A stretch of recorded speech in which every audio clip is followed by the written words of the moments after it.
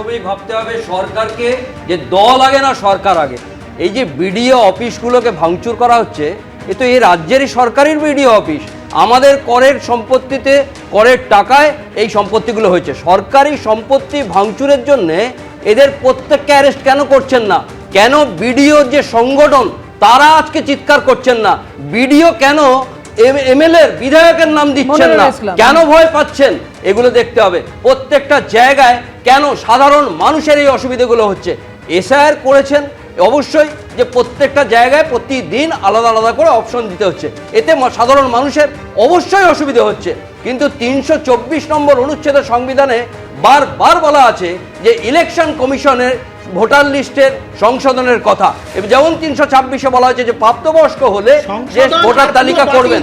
আপনার সময় আমি বলিনি, নিবিড় সংশোধনের যে কথা বলা হয়েছে তার জন্য সুপ্রিম কোর্টে অনেকগুলো মামলা হয়েছে। আবার একটা মামলা পরবর্তীকালে এই সোমবার 19 তারিখে আছে। সেখানে সুপ্রিম কোর্টের বিচারপতিরাও বলে দিচ্ছেন যে এই ইলেকশন কমিশনকে সুনির্দিষ্টভাবে যে কথাগুলো এগুলো দেখতে হবে, অবশ্যই দেখতে হবে। কমিশনও তেমনি আবার দেখতে হবে যে কমিশনকে যে কড়া পদক্ষেপ যেগুলো বলছিলেন, এই 4 জন অফিসারদের, যারা 2 জন মধ্যে ডব্লিউবিসিএস অফিসার আছে, তারা যেমন অসুবিধাতে ফেলেছেন সাধারণ মানুষকে, তাদের এখনো অ্যারেস্ট করেননি কেন? কেন অ্যারেস্ট করেননি? রাজ্য সরকারকে তো বলেছিলেন, কেন ইলেকশন কমিশন সেই কড়া পদক্ষেপ নেননি? আজকে বিএলওর যারা যে আজকে এই অপশন দিচ্ছেন, সেই অপশন দিচ্ছেন বলে আত্মহত্যা করছেন কি তাদের মারা যাচ্ছেন। অনেক জায়গায় শাসক দল সেখানে তাদের প্রত্যেককে সেই আতঙ্ক দেখাচ্ছে, প্রত্যেককে আতঙ্ক দেখাচ্ছেন, সেই জন্য হচ্ছে। সেগুলো পুলিশকে দেখতে হবে। আজকে পুলিশ সাধারণ মানুষের জন্য, পুলিশ কেন বিডিও অফিসগুলোকে পাহারা দিচ্ছেন না? কেন এগুলো করবেন? কেন সাধারণ মানুষ গিয়ে কেন হয়রানির শিকার হবে? কেন কিসের জন্য? আজকে সাধারণ মানুষ, বাঙালিরা চায় যে ভোট শান্তিপূর্ণ হোক, সারা ভারতবর্ষকে দেখিয়ে দিক আমরা অন্ধকার থেকে সকালের দিকে, ভোরের দিকে চাই, আমরা আলোর দিকে যাই। সেটা কেন হবে না? কেন ভারতবর্ষকে আমরা দেখাবো? যে কথা আপনি বলছেন, সব দলই চাইছে যে আমরা বৈধ ভোটার, একজনও যেন অবৈধ ভোটারের নাম না বাদ যায় এবং বৈধ ভোটারের নাম থাকুক। তাহলেই এত বিক্ষোভ, এত অশান্তি কেন? দেখুন, প্রথম কথা হচ্ছে ফর্ম 7টা কি?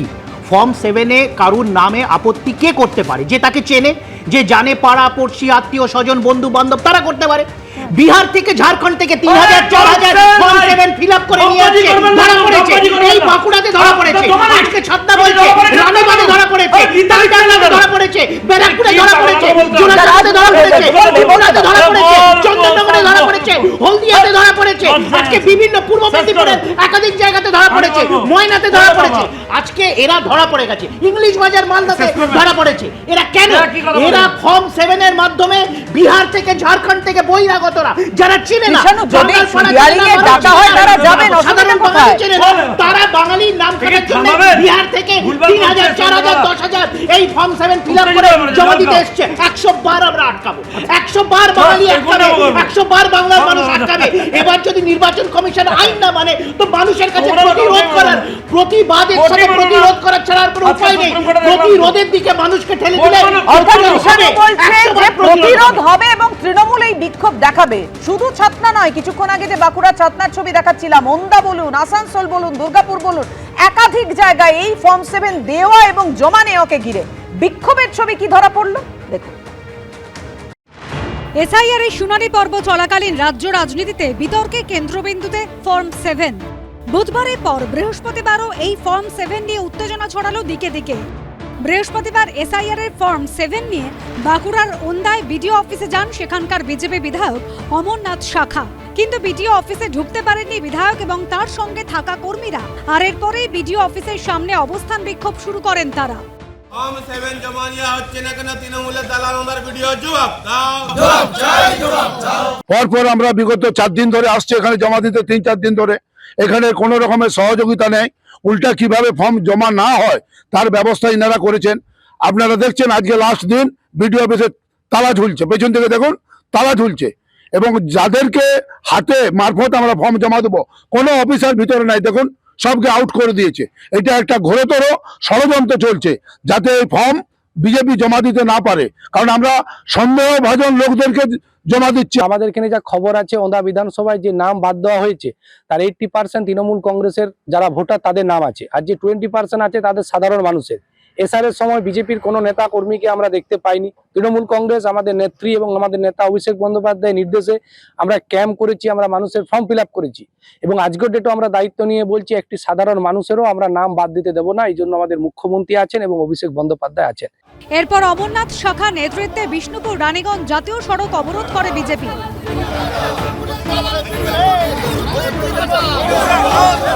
এদিন ফর্ম 7 জমা নেওয়ার দাবিতে দুর্গাপুর মহকুমা শাসকের দফতরের বাইরে বিক্ষোভ দেখায় বিজেপি। জিতেন্দ্র তিওয়ারি নেতৃত্বে দুর্গাপুর এসডি অফিসে চলে বিক্ষোভ। তৃণমূলের প্রেসার তারা নেওয়ার মতন অবস্থায় তারা নেই। তৃণমূল তাদের উপর যে প্রেসার নিচ্ছে, যে তাদের যে অফিসিয়াল ডিউটি সেটা থেকে বিরত রাখার যে তৃণমূলের কৌশল, সেই কৌশল তারা মোকাবিলা কিভাবে করতে হবে সেটা তারা বুঝতে পারছে না। তারা ফর্ম 7 নিয়ে কেন আসবে? জিতেনবাবুকে আমি অনুরোধ করবো উনি ফর্ম 6 কটা আনছেন সেটা দেখি না। একই ইস্যুতে বৃহস্পতিবার আসানসোলের জেলা শাসকের দফতরের গেটের সামনে বিক্ষোভ দেখায় বিজেপি। পূর্ণেন্দু সিংহ, মনোজ বন্দ্যোপাধ্যায়, কৌশিক গাতাইতের রিপোর্ট, এবিপি আনন্দ। শঙ্কু, তোমরা বলছো সন্দেহভাজন লোকদের নাম আমরা গিয়ে জমা দিচ্ছি, কিন্তু তৃণমূল তো তোমাদের সন্দেহভাজনের তালিকায় ফেলে দিচ্ছে। মমতা বন্দ্যোপাধ্যায় একেবারে ছবি তুলে দেখিয়ে দিয়েছেন হাজার হাজার ফর্ম জমা নিয়ে, ফর্ম 7 নিয়ে কিভাবে গাড়িতে করে যাচ্ছে বিজেপির কর্মী সমর্থকরা। এর মধ্যে যে অস্ত্র নেই যাকে বলতে পারে, একেবারে নির্দেশ দিচ্ছেন পুলিশকে যে প্রয়োজন এফআইআর করুন। শুনুন, আপনাকে মনে রাখতে হবে ফর্ম 7-এ কেউ যদি মিথ্যে করে অভিযোগ করে তার বিরুদ্ধে আইনানুগ প্রক্রিয়ায় ব্যবস্থা নেওয়ার অপরচুনিটি আছে। এখন কেউ ফর্ম 7 স্বতঃপ্রণোদিতভাবে জমা দিতে এসছেন, লিগ্যালি তো সেই ফর্ম 7 আপনাকে জমা নিতেই হবে। এখানে উনি যেটা করছেন সেটা হচ্ছে পুরোপুরি এখানকার বিভিন্ন অ্যাডমিনিস্ট্রেটরদের ম্যানিপুলেট করেছেন, তাদের কাছে নির্দেশ আছে। আমি ভাই আপনাকে ডিস্টার্ব করিনি, সত্যি কথা বলতে দিন, আমি একটু শেষ করে নিই। দেখুন, আমি উত্তর দিচ্ছি, আপনি উত্তরটা নিন না, এত উত্তেজিত হবেন না। এখন উনি এক সেকেন্ড, মমতা বন্দ্যোপাধ্যায় নিজে ইলেকশন পরিচালনা করতেন না, ওনার বদলে ওনার পর্ষদরা সুব্রত বক্সি, মুকুল রায়রা করতেন, উনি জানেন না ব্যাপারটা। যখন কোনো রাজনৈতিক দল ফর্ম জমা দেয় তখন তার একটা টিম বসে কাজ করে। সেই ফর্মটা রেডি হওয়ার পর যখন জমা দিতে যাবে, এক একজন লোক কটা ফর্ম জমা দিতে পারবে তার একটা নির্দিষ্ট সময়, একটা প্রসেস আছে। নিশ্চয়ই তাদের লোকেরা একসাথে আসছিল, ফর্মগুলো হয়তো আমি কিন্তু আপনাকে ডিস্টার্ব করিনি, একদম করিনি। শুনুন, এবার আমার বক্তব্য হচ্ছে যে একজন লোক একসাথে সমস্ত ফর্ম নিয়ে গেছে, জমা কিভাবে দিচ্ছেন, কতজন জমা দিচ্ছেন, সেই প্রসেসটা দেখতে হবে, সেটা লিগ্যাল কিনা। আরে ভাই, আরে শুনুন না, ভুয়ো হলে আপনার এসডিও ভিডিও ছিল, আপনি ফর্ম ক্যান্সেল করতে পারতেন, ব্যবস্থা নিতে পারতেন, অ্যারেস্ট করতে পারতেন। লিগ্যাল আপনার ভয় হচ্ছে, আপনি ফর্ম জমা দিতে দেবেন না। ভাই ও শোনো না, কৃষ্ণ এক সেকেন্ড শুনো না,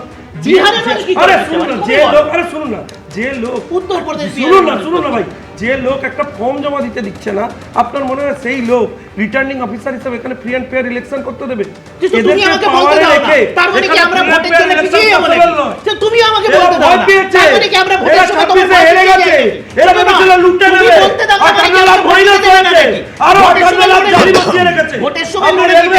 সব টার্গেটেড এরিয়ায় বিক্ষোভ হচ্ছে। মুসলমানদের কেন পাঠাচ্ছো? রামকৃষ্ণ মিশনের সন্ন্যাসীদের কেন পাঠাচ্ছো?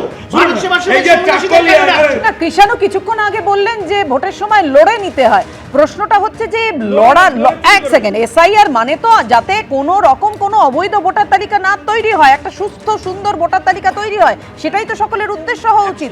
এখানে লড়ার প্রশ্ন আসবে কোত্থেকে? এবিপি আনন্দ, এগিয়ে থাকে, এগিয়ে রাখে।